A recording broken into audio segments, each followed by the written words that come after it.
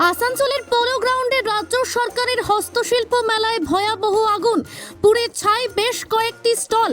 আগুনে পুড়ে ছাই বেশ কয়েক হাজার টাকাও বলে জানা গিয়েছে। এই ঘটনায় মাথায় হাত মেলায় আগত শিল্পীদের রীতিমতো কান্নায় ভেঙে পড়েছেন। জানা গিয়েছে বুধবার আসানসোল পোলো গ্রাউন্ডে রাজ্য হস্তশিল্প মেলায় আচমকাই আগুন লেগে যায় এবং তাতে ক্ষয়ক্ষতির পরিমাণ বেশ অনেকটাই। দমকলের দুটি ইঞ্জিন পৌঁছে আগুন নিয়ন্ত্রণে আনে, তবে দমকল দেরিতে এসেছে বলে অভিযোগ উঠেছে।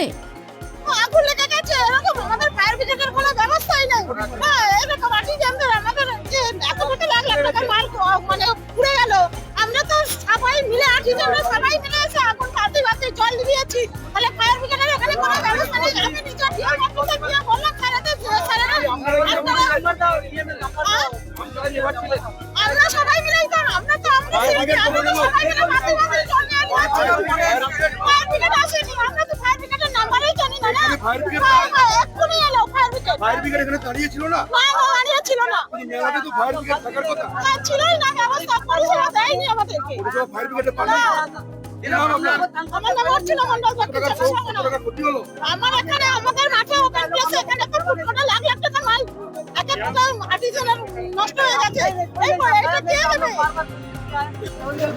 অত্যন্ত দুর্ভাগ্যের এবং লজ্জাজনক যে আজকে আসানসোলের পোলো গ্রাউন্ডে যে হস্তশিল্প মেলা চলছিল পশ্চিমবঙ্গ সরকারের, যেটা ইনগ্রেশন করতে 2-3 দিন আগে আমাদের পশ্চিমবঙ্গ সরকারের মন্ত্রী মলয় ঘটক এবং চন্দ্রনাথ সিনহা তারা দুজনে মিলে এসে ইনগ্রেশন করলেন।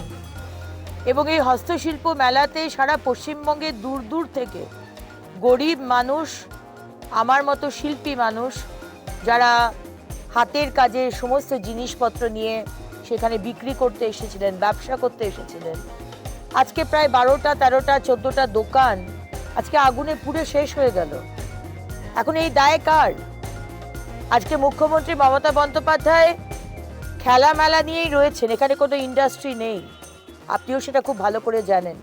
আপনি যদিও বা অসত্য মিথ্যে কথা বলেন যে 11 লক্ষ 13 লক্ষ কোটি টাকার বিনিয়োগ হয়েছে বেঙ্গল গ্লোবাল সামিটে, সবই মিথ্যে কথা, কিন্তু সেটা বাদই দিলাম নয়। আজকের যে মেলা আপনি করেছেন সেই মেলাতে আজকে কিছু ব্যবসা হবে সেই আশা নিয়ে যে মানুষগুলো এসেছিল, তাদের সমস্ত জিনিস আজকে পুড়ে ছারখার হয়ে গেল। যাদের দোকান পুড়ে ছারখার হয়ে গেল তাদের মধ্যে কিছু খাবারের দোকানও ছিল।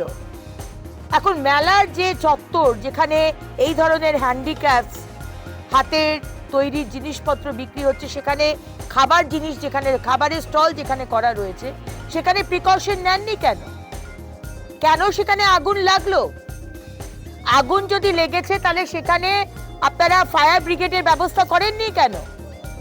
আচ্ছা, আসানসোল মিউনিসিপাল কর্পোরেশন থেকে বলা হচ্ছে যে আমরা ফায়ার ব্রিগেডকে বলেছিলাম থাকার জন্য, তারা ছিল না, আমরা দেখছি।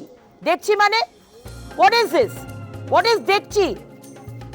যাদের সমস্ত মানে পুঁজি, যেটা নিয়ে তারা ব্যবসা করতে নেমেছিল, আজকে সেগুলো পুরো ছারখার হয়ে গেল।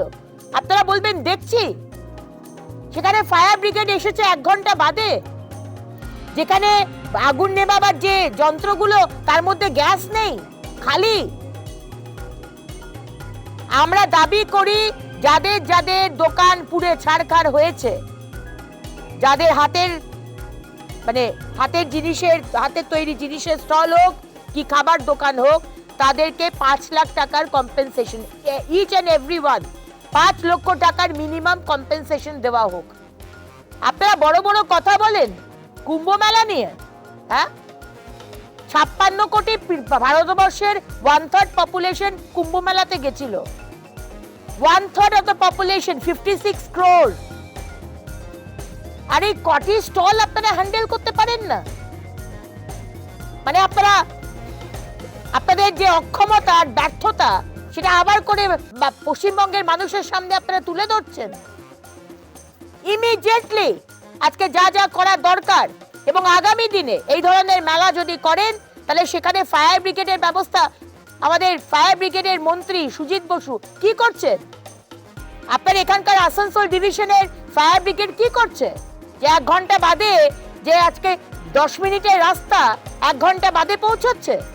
যখন সব শেষ হয়ে গেল 5 লক্ষ টাকা মিনিমাম কম্পেনসেশন আপনাদের দিতে হবে।